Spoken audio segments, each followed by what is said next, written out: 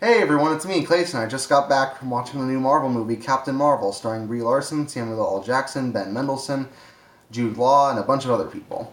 Now, when it comes to the character Captain Marvel, aka Carol Danvers, she's certainly a very divisive character in the Marvel universe. Some people love her for being essentially Marvel's answer to Wonder Woman.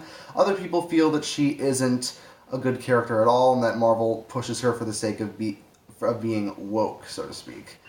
And with an equally divisive actress in Brie Larson, it seems like a match made in either heaven or hell.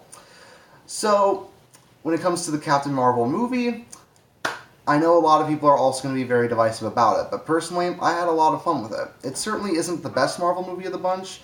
It feels more like a Phase 1 Marvel movie in its structure and its execution, but as far as those go, it's a pretty fun one. So let's get to the story, shall we?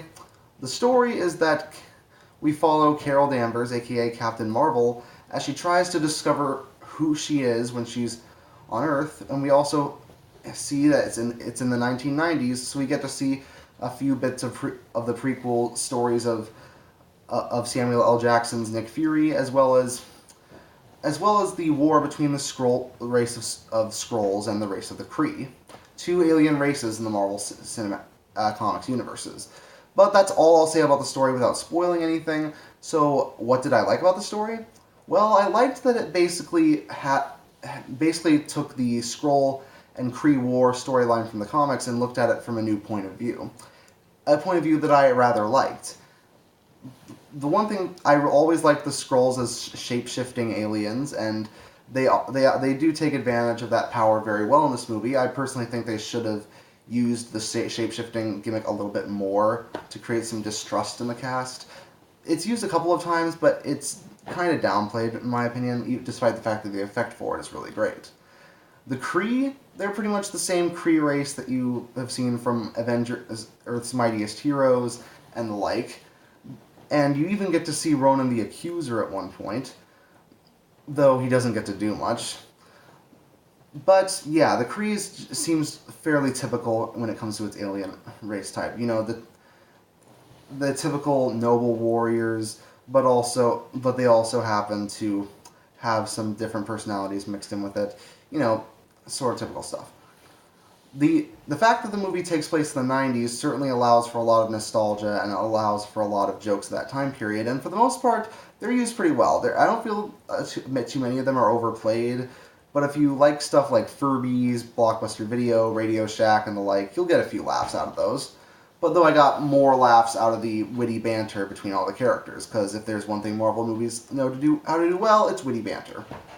Speaking of witty banter, Samuel L. Jackson is absolutely great, as you'd expect, as Nick Fury, and the CGI effects they're used to make him and Coulson look younger. The CGI they use for that is really impressive. It always looks like a younger version of Samuel L. Jackson is there. It's not just bad makeup.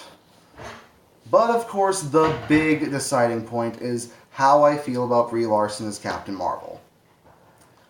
I don't think she's there yet. I think there are a few parts where she's pretty wooden, but she's getting it. I don't think she's a terrible choice for the character, but she definitely is one of the weaker elements of the film. Not only is her character fairly typical of her type, whether it's her being a fish out of water or a tough lady at the times, it just feels like she's just the baseline version of Carol Danvers, which is fine given the fact that this is a prequel story, but I do hope that if this film gets a sequel, we get to see more of her. We get to see more of her personality, and we get to see more flaws. That's not to say she's a Mary Sue, but her main flaw is that she's kind of a hothead, which we do see a couple of times in this movie, but it doesn't cause as many problems as you'd think. And I can see if some people label her as a Mary Sue because of it. Though, in my opinion, enough things are made in the film to make sure she's not a total Mary Sue. The effects are really, really good, and it allows for really cool and dynamic fight scenes, though, in my eyes, a few of them did get a little bit blurry, especially towards the end when, where there's lasers and spaceships and missiles and all that typical Marvel stuff. The hand-to-hand combat sequences are really, really good. They're well choreographed, flashy, and pretty creative in some cases. But the big blowout moments did feel a little blurry, and it was a little hard to see what was going on at points. Not as bad as something like Transformers, but not something I'd expect from the Marvel movies. As for Goose the cat, I liked him. I really liked Goose. I like cats. That's all I can say about that. So yeah, as far as prequel Marvel films go, I think this is I think, much like the Phase 1 Marvel films, it feels very much like an origin story for one of these.